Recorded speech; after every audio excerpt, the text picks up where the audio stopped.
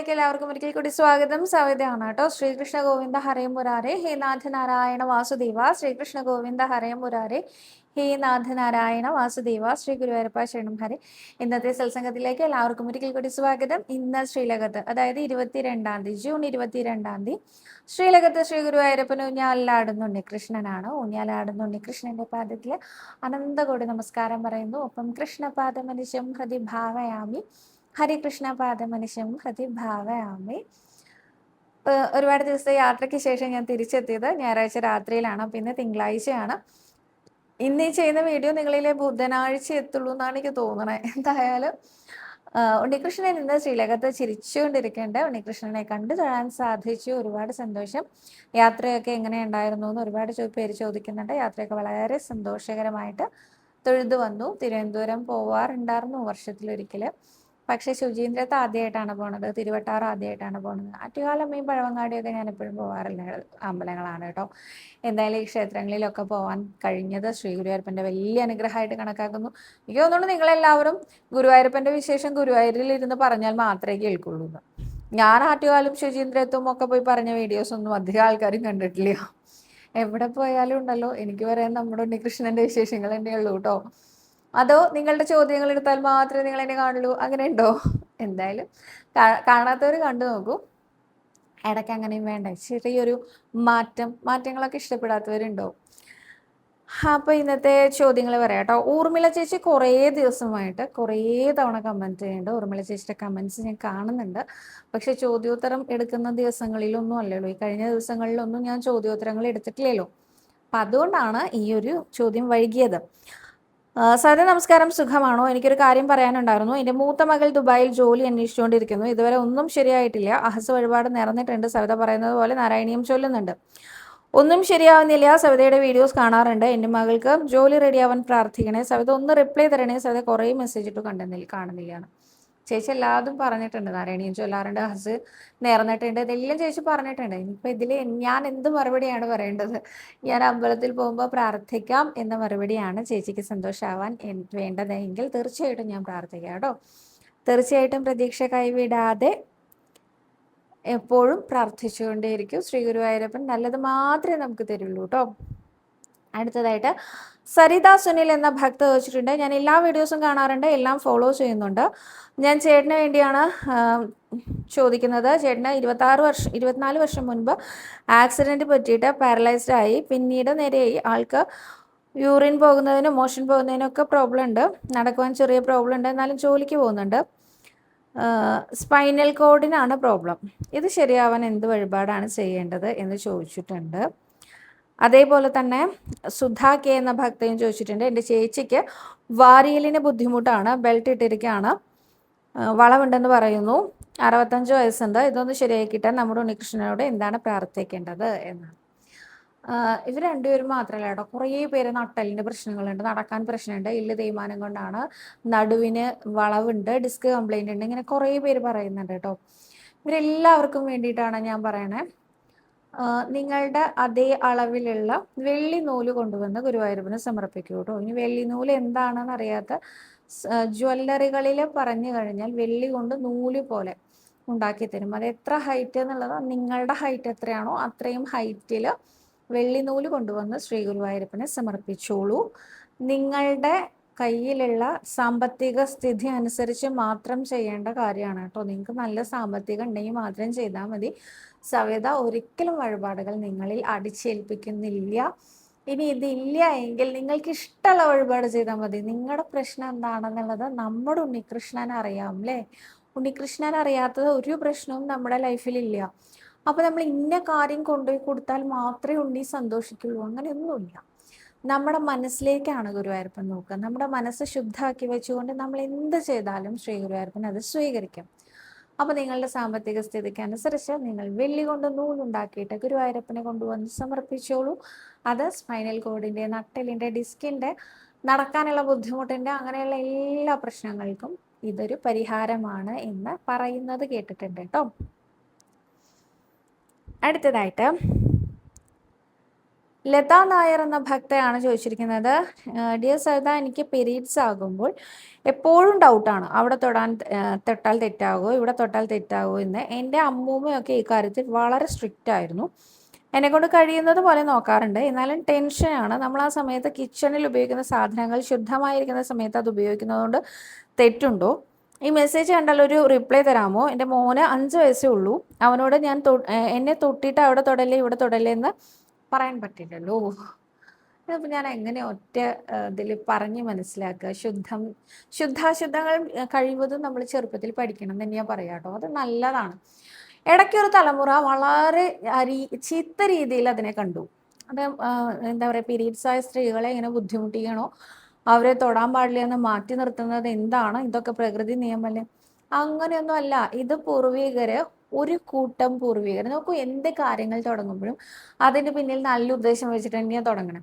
പക്ഷെ അത് പിന്നീട് തലമുറകൾ കൈമാറ്റം ചെയ്യുമ്പോൾ ഇത് ഇന്ന കാരണം കൊണ്ടാണ്, ഇന്ന പോലെയാണ് ഫോളോ ചെയ്യേണ്ടത് എന്ന് പറഞ്ഞു കൊടുക്കുന്നതിൽ ഉണ്ടാവുന്ന ബുദ്ധിമുട്ടുകൾ, ഡിഫറൻസ്, അതുകൊണ്ടാണ് ആളുകൾ ഡിഫറെൻ്റ് ആയിട്ട് ചിന്തിക്കാൻ തുടങ്ങിയത്.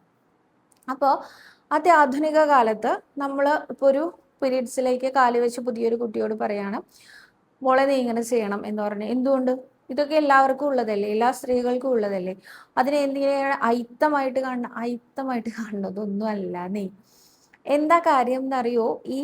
ഇങ്ങനെ ഈ ഒരു പീരീഡ്സ് സമയത്ത് നമുക്ക് കുറേ റെസ്റ്റ് ആണ് ആവശ്യം, അല്ലെ? ഓടി നടന്ന് പണിയെടുക്കാനൊക്കെ നല്ല ബുദ്ധിമുട്ടുണ്ടാവും. അപ്പോൾ ഒരു ഭാഗത്ത് ഒതുങ്ങിയിരിക്കുക, അതല്ലാതെ വേറൊന്നും ചെയ്യേണ്ടതാണ് പറയണത്. അപ്പോൾ അവരെ കംഫർട്ട് ആക്കാനായിട്ട് അവർക്ക് മാത്രമായിട്ട് ഒരു റൂം കൊടുക്കാനുള്ളവർക്കാണെങ്കിൽ അത് നല്ലതാണ്. ഒരു കിടക്ക കൊടുക്കാൻ പറ്റുകയാണെങ്കിൽ, പണ്ട് കാലത്തെ കിടക്കൊന്നും ഉപയോഗിക്കാൻ പാടില്ല പറയും, അത് അത്രയൊക്കെ ഇനി എണ്ണത്തിലുണ്ടാവുള്ളൂ, അതുകൊണ്ടാണ്. അപ്പോൾ ഒരു കിടക്ക കൊടുത്ത് ഒരു കട്ടിലോ കിടക്കയോ ഒക്കെ, ഇന്നത്തെ കാലത്ത് നിലത്ത് കിടക്കാൻ ആൾക്കാർക്ക് ബുദ്ധിമുട്ടുണ്ടാവില്ലേ? കട്ടിലോ കിടക്കയോ കൊടുക്കുക, ഒരു റൂം കൊടുക്കുക, ഒരു പ്ലേറ്റ് കൊടുക്കുക, ഒരു ഗ്ലാസ് കൊടുക്കുക. ഇനിയിപ്പോൾ ഇതൊന്നും ഇല്ലാത്ത സാഹചര്യമാണെങ്കിൽ ഒരു പായയും തലയണയും കൊടുത്ത് ഒരു പ്ലേറ്റും ഗ്ലാസും കൊടുത്ത് അവരോട് ഒന്ന് ഒതുങ്ങിയിരിക്കാൻ പറയുക. ബാക്കി ആരെങ്കിലും ഉണ്ടെങ്കിൽ അവർ അടുക്കളയിൽ കയറുക, അവർ പണികളൊക്കെ ചെയ്യുക, അവർ പൂജാമുറിയിൽ കയറി വിളക്ക് വയ്ക്കുക. ഈ ഒരു വ്യക്തി ഉണ്ടല്ലോ, ആ ഒരു വ്യക്തി ഒരു മൂലയിൽ ഇരുന്നോട്ടെ. 2-3 ദിവസം മാത്രമേ ഇരിക്കണ്ടൂ. 3-ാമത്തെ ദിവസം കഴിഞ്ഞ് 4-ാമത്തെ ദിവസം രാവിലെ കുളിച്ചു കഴിഞ്ഞാൽ ശുദ്ധമായി. ഇങ്ങനെ പറയുമ്പോൾ, പണ്ടുള്ള ആൾക്കാരങ്ങനെ പറയുമ്പോൾ കുട്ടികളായിട്ടുള്ള ആൾക്കാർ ചോദിക്കും, അതെന്ത് 4-ാമത്തെ ദിവസം ശുദ്ധമായി എന്ന് പറയണത്? അങ്ങനെ ശരിയാവുക? 4-ാമത്തെ ദിവസം എന്താ തൊടണം എന്ന് പറയണത് എല്ലായിടത്തും, അങ്ങനെ ചെയ്യാൻ പാടോ എന്ന് ചോദിക്കും. അതെന്തുകൊണ്ടാണെങ്കിൽ ഈ പീരീഡ്സ് സമയത്ത് മിനിമം ഒരു 3 days എങ്കിലും അവർക്ക് റെസ്റ്റ് വേണം. അത് കഴിഞ്ഞാൽ അവർക്ക് സാധാരണ പോലെ ജോലികൾ ചെയ്യാറാവും, കുറച്ചൊക്കെ ബോഡി ഓക്കെ ആവും, വീക്ക് അല്ലാതാവും, മൈൻഡ് ഓക്കെ ആവും. ഇതുകൊണ്ടാണ് ആ 3 days കഴിഞ്ഞാൽ 4th day തൊട്ടിട്ട് അവർക്ക് ഓക്കെ ആണ് എന്ന് പറയുന്നത്. 5th ഡേയുടെ കുളിയും കൂടി കഴിഞ്ഞതിന് ശേഷം പിന്നെ ശരീരം ശുദ്ധമായാൽ മാത്രം നമുക്ക് നമ്മളുടെ പൂജാമുറിയുടെ ഉമ്മറത്തൊക്കെയൊക്കെ ഒന്ന് പോവാം. അതുകൊണ്ട് കുഴപ്പമൊന്നുമില്ല. അടുത്തുള്ള ക്ഷേത്രങ്ങളിൽ പോകണമെങ്കിൽ 7 ദിവസം കഴിഞ്ഞ് 8-ാമത്തെ ദിവസം രാവിലെ കുളിച്ചാൽ നമുക്ക് അടുത്തുള്ള ക്ഷേത്രങ്ങളിലും പോവാം.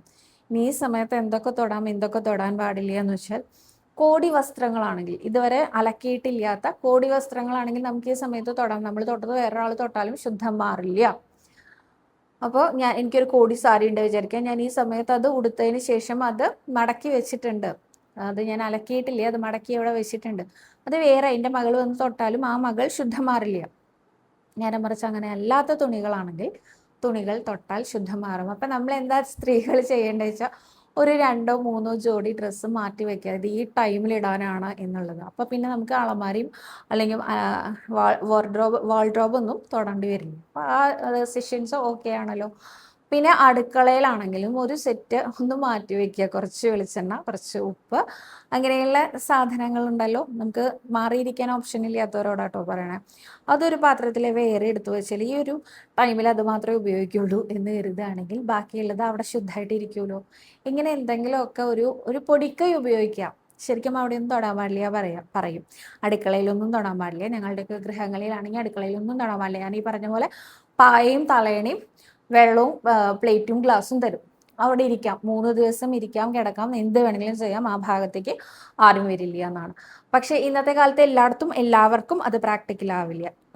വർക്കിംഗ് വുമൻസിന് ഒട്ടും പ്രാക്ടിക്കൽ ആവില്ല. വീട്ടിൽ വേറെ ആൾക്കാർക്ക് ഇല്ലാത്തവര് അതും പ്രയാസമാണ്, അല്ലേ? അപ്പം നമ്മളൊന്ന് മനസ്സിരുത്തിയാൽ മതി. എല്ലാം ഒരു സെറ്റ് വേറെ സ്പെയർ കരുതുക, ആ ഭാഗം മാത്രം ബാക്കിയുള്ള ഭാഗങ്ങൾ ഉപയോഗിക്കുക. അങ്ങനെയൊക്കെ ഒന്ന് ചെയ്ത് ഒന്ന് അഡ്ജസ്റ്റ് ചെയ്താൽ, അല്ലാതെ എനിക്ക് ഈ ഒരു വിഷയത്തിനെ കുറിച്ച് പറയാനാണെങ്കിൽ ഒരുപാട് പറയേണ്ടി വരും. മാത്രമല്ല 10-40 വയസ്സായി ഞാനിത് പറഞ്ഞു തന്നിട്ട് വേണ്ടി വരില്ല പലർക്കും അറിയാൻ. നിങ്ങളുടെയൊക്കെ അമ്മമാരോട് ചോദിച്ചാൽ അറിയാവുന്നതാണ്. മാത്രമല്ല ഇതൊന്നും അല്ല നമ്മുടെ സബ്ജക്റ്റ് ഗുരുവായൂരപ്പനാണല്ലോ. അപ്പം ഞാനിതൊന്ന് ഓടിച്ച് പറഞ്ഞു, അപ്പം തന്നെ കുറേ സമയം പോയി കേട്ടോ. അപ്പോൾ അങ്ങനെയൊക്കെ ഒന്ന് ചെയ്യാൻ ശ്രമിക്കൂ. പിന്നെ അധികം ബോധേഡാവാതിരിക്കൂ കേട്ടോ. നിഷാ കൃഷ്ണൻ എന്നൊരു ഭക്ത വെച്ചിട്ടുണ്ട്, മലയാളം കമൻ്റ് അല്ലാത്തത് കൊണ്ട് വായിക്കാതിരിക്കരുതെന്ന് ആദ്യം പറഞ്ഞിട്ടുണ്ട്. മംഗ്ലീഷിലാണ് എഴുതിയിരിക്കുന്നത്. അതുകൊണ്ട് എൻ്റെ ഭർത്താവിന് കുടിക്കുന്ന ശീലമുണ്ട്. അളവ് കുറവായിരുന്നു മുന്നേ, പക്ഷെ ഇപ്പോൾ ഞാൻ അറിയാതെയും കഴിക്കുന്നുണ്ട്. എന്നോട് തീരെ സ്നേഹമില്ലാത്ത പോലെ പെരുമാറുന്നുണ്ട്. കുടി നിർത്താൻ പറയുന്നത് കൊണ്ടായിരിക്കും. ജീവിതം അസഹ്യമായി തോന്നുന്നു. എനിക്ക് എൻ്റെ ഹസ്ബൻഡിനെ ഇന്നും ആരോഗ്യത്തോടെ വേണം. കാരണം ഞാനൊരു ഹെറിഡിറ്ററി ഡിസീസിന് അടിമയാണ്. എൻ്റെ ഹസ്ബൻഡിനെ എങ്ങനെ ഇതിൽ നിന്ന് മാറ്റും? സവിത പറഞ്ഞത് കണ്ണൻ പറയും പോലെയാണെന്ന് ഞാൻ വിശ്വസിക്കുന്നു. ഇതൊക്കെ കുറേ മുമ്പ് പറഞ്ഞിട്ടുള്ളതാണ്. നോക്കൂ, നിങ്ങൾ ഓരോരുത്തർക്കും സെപ്പറേറ്റ് ഇതിന് ആൻസർ തരണം, അങ്ങനെ പറയരുത് കേട്ടോ. മുമ്പത്തെ വീഡിയോസ് കാണൂ, അപ്പോൾ നിങ്ങൾക്ക് മനസ്സിലാവും. പിന്നെ മലയാളം കമൻസ് മാത്രമേ ഞാൻ വായിക്കുള്ളൂ, അങ്ങനെയൊന്നുമില്ല.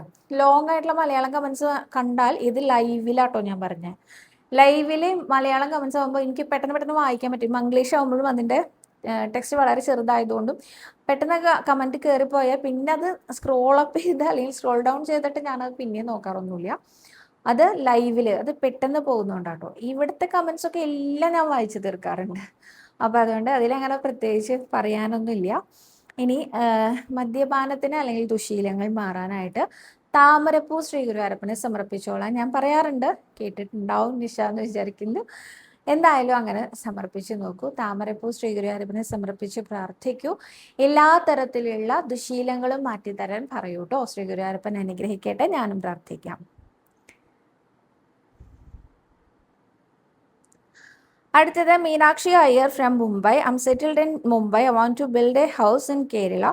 Can you please tell me what is a വഴിപാട് to offer Guruvayurappan to build a house in which dashakam of Narayaniyam should I read to fulfill my dream house in Kerala?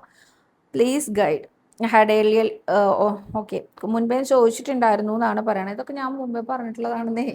Meenakshi Iyer എന്ന ഒരു വ്യക്തിക്ക് വേണ്ടിയിട്ടായിരിക്കില്ല, ചിലപ്പോൾ അതേ പേരിലുള്ള ആൾക്ക് വേണ്ടിയിട്ടായിരിക്കില്ല. പക്ഷെ ഞാൻ പറയാറുണ്ട്, വീട് വെക്കാൻ എന്താണ് ചെയ്യേണ്ടത്? ശ്രീ ഗുരുവായൂരപ്പന് വീട് വഴിപാട് എടുത്തു വെക്കൂ. അതായത് ആൾരൂപം എടുത്തു വെക്കുന്നിടത്ത് വീട് എടുത്തു വെക്കൂ. അതുപോലെ നിങ്ങൾക്ക് വേണമെങ്കിൽ വെള്ളിയിൽ തീർത്ത വീടോ സ്വർണത്തിൽ തീർത്ത വീടോ ചെറിയ രൂപങ്ങൾ അത് വേണമെങ്കിൽ കൊണ്ടുവന്ന് സമർപ്പിക്കാം. അല്ലെങ്കിൽ മരത്തിൽ തീർത്ത വീടോ എന്താ വേണ്ടത് വെച്ചാൽ വാങ്ങിക്കൊണ്ടുവന്ന് സമർപ്പിക്കാം. അതല്ലെങ്കിൽ അവിടെ ആൾരൂപം വഴിപാട് വെക്കുന്നിടത്ത് വീടെടുത്ത് വെക്കാം. ഇനി നാരായണീയത്തിലെ ഏത് ഭാഗമാണെന്ന് വായിക്കേണ്ടത് വെച്ചാൽ 49ാമത്തെ ദശകം വൃന്ദാവന പ്രവേശമാണ്. അത് എന്താ പറയുക, ഒരു ധാമം വിട്ട് വേറൊരു സ്ഥലത്തേക്ക്, ഒരു സ്ഥലം വിട്ട് വേറൊരു സ്ഥലത്തേക്ക് മാറി താമസിക്കുന്നതാണ്. ആ ഒരു ഭാഗം നമുക്ക് എല്ലാ ദിവസവും ചൊല്ലി നമസ്കരിക്കാവുന്നതാണ്. ഞാൻ ഇത് പറഞ്ഞപ്പോൾ എന്നോട് ഒരു ഭക്തൻ പറഞ്ഞു, ഓൾറെഡി ഉള്ള ഒരു വീടിൻ്റെ റിനോവേഷനാണ് ഞാൻ ഉദ്ദേശിക്കുന്നത്, മാറ്റം ഞാൻ ആഗ്രഹിക്കുന്നില്ല. അപ്പോൾ എനിക്ക് വൃന്ദാവന പ്രവേശം ചൊല്ലിയാൽ എന്താ സംഭവിക്കുക എന്നൊരു ടെൻഷനാണ് എന്ന് പറഞ്ഞു. അങ്ങനെയൊന്നുമില്ല കേട്ടോ. നമ്മുടെ മനസ്സിൽ എന്താണോ തോന്നുന്നത് ആ ആഗ്രഹമേ ഭഗവാനോട് പറയുള്ളൂ. അതിന് ഇന്ന വഴിപാട് ചെയ്യണം അങ്ങനെയൊന്നുമില്ല. ഇവൻ വൃന്ദാവന പ്രവേശമാണ് ചൊല്ലിയത്, അപ്പോൾ അമ്പാടി വിട്ട് വൃന്ദാവനത്തിലേക്ക് പോകുന്ന ഭാഗമാണല്ലോ അത്, അപ്പോൾ ഇവൻ ഇപ്പോൾ ഉള്ള വീട് മാറിയിട്ട് വേറെ വീട് കൊടുക്കുക, അങ്ങനൊന്നും വിചാരിക്കില്ല ശ്രീ ഗുരുവായൂരപ്പൻ. അത് നമ്മുടെ ഇഷ്ടമാണ്. ഏത് ഭാഗം വായിച്ചാലും എന്ത് ചൊല്ലി സ്തുതിച്ചാലും ഗുരുവായൂരപ്പനെ ഒന്നേ നോക്കുള്ളൂ, ഗുരുവായൂരപ്പാന്ന് വിളിക്കണ്ടോന്ന് മാത്രം. അതും എൻ്റെ ഗുരുവായൂരപ്പാന്നാണെങ്കിലുണ്ടല്ലോ ഉണ്ണികൃഷ്ണനെ കുറച്ച് അധികം സ്നേഹം തോന്നും.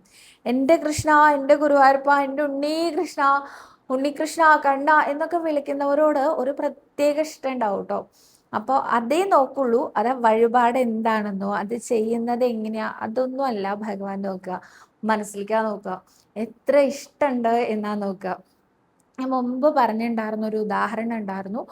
ഒരു കൊറിയൻ സീരിയലിൻ്റെ ഭാഗമാണെന്നാണ് ഞാൻ കേട്ടിരിക്കുന്നത്, ഞാൻ കണ്ടിട്ടൊന്നുമില്ല അത്.